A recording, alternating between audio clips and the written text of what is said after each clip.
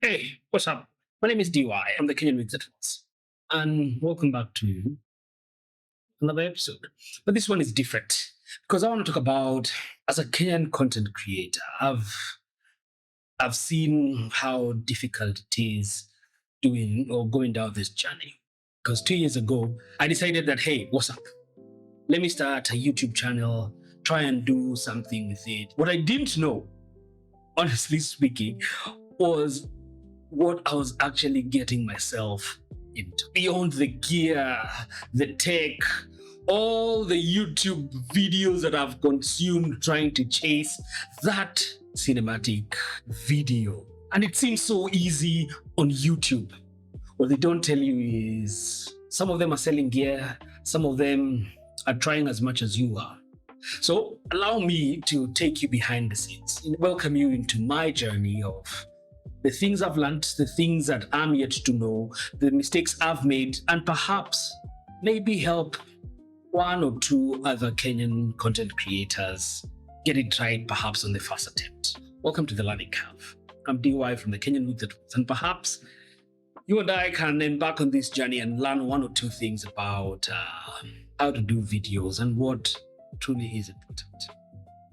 Let me take you to my studio, and perhaps you will see what I trying to do, and if I inspire you, if I make you feel some type of way, please do go out to the Kenyan Week that was on YouTube, on all our other socials, and follow us. So where was I?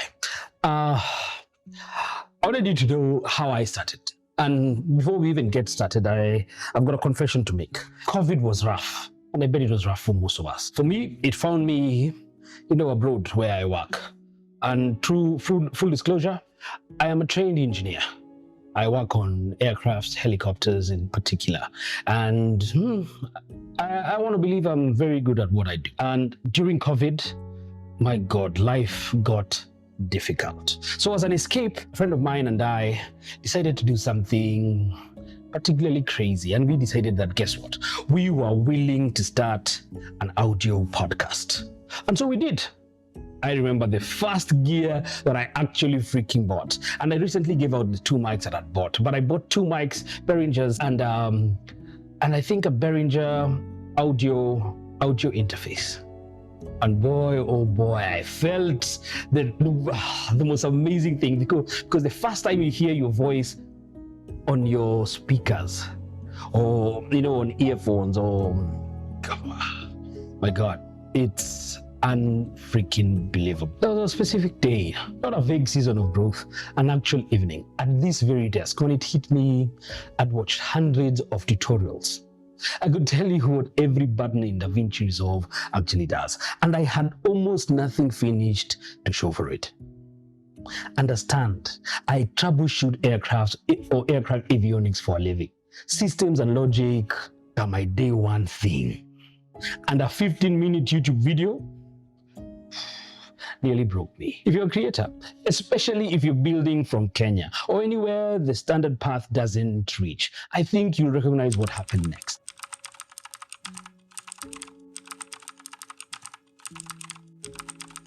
What no Kenyan content creator knows on day one is that I wasn't joining, a conversation.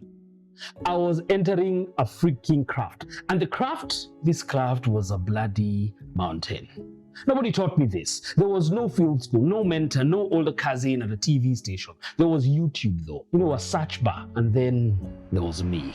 And here's the thing nobody tells you about teaching yourself. Without a roadmap, every tutorial looks equally important. Color theory, freaking important. Compression settings, my God, have you heard of it? Some guy's 17-minute breakdown of a transition I'd never use. Apparently, even that is important. I collected knowledge the way some people collect gym memberships. Owing it felt like I'm absolutely using it. A curriculum isn't really about information after all. It's about sequence. Somebody deciding what you need first and what can really wait. When you're self-taught, nobody's deciding that for you. So the loudest video forever wins. The video with the best thumbnail? My God, that's your next freaking click. Not necessarily the one thing that you require to learn that day. Because if you're creating from Nairobi, Kisumu, or like me from the diaspora, thousands of kilometers from home, the people you're learning from are not living, they're not living our lives. The tutorial says just pick up a used cinema camera with whose shillings. Every one of them talks about it like, Sony cameras are turbo. Or if you just picked up the next latest iPhone, then you are on your merry way to great content. Or if start a buzz, crowdfund, and then you get your gear, you're going to be the next big thing after sliced bread. Or when a tutorial says shoot at golden hour in your local national park. My guy, you and I know that we have night shift and or we have a traffic jam that is going to take us home. When I leave the office, I'm leaving the office at about 4. If I'm going to do this thing, I'm going to catch an Embasava, head towards Tasia, and by the time I get home, I am tired, beat, can't even understand what the golden hour really, really means. So a loop forms. And I want to name it because naming that loop, it is half of escaping it. You watch the polished video, you compare it to your situation, and guess what?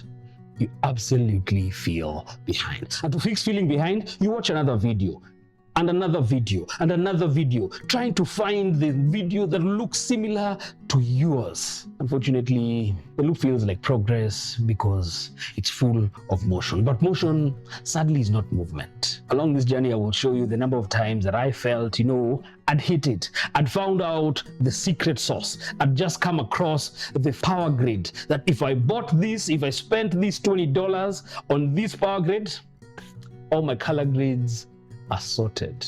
But they didn't tell you there was Xenon and there was CSTs and all this information. So when you apply it on your footage, it looks absolutely horrendous. So when the loop gets painful enough, your brain offers you an exit. A beautiful, expensive exit. But the problem isn't you. The problem is the camera. If I got this camera, or this camera, or this camera, or the other one, I want to assimilate to the Sony guys, or to the Canon guys, or to the Nikon guys. Oh, but one video tells you that if you go to the Nikon, they have autofocus. You go to Canon, they have the RF mounts and their single source lens is horrible and expensive. You would think then, perhaps I'm going to be one of those geezers from the Sony community. Then you only find out that, guess what? The gear wasn't the problem. Because one day when you're watching all these YouTube channels, guess what you find out? There's a guy somewhere in Nairobi shooting his current podcast on a beat up Samsung A series, while you've gone out trying to get the latest Sony equipment. And this guy is chomoing videos that look freaking pristine. And you've just spent hundreds of thousands of shillings, took a loan just to try and up your game. Boy, and do I know this trap from the inside, because I'm the guy that bought the Sonys.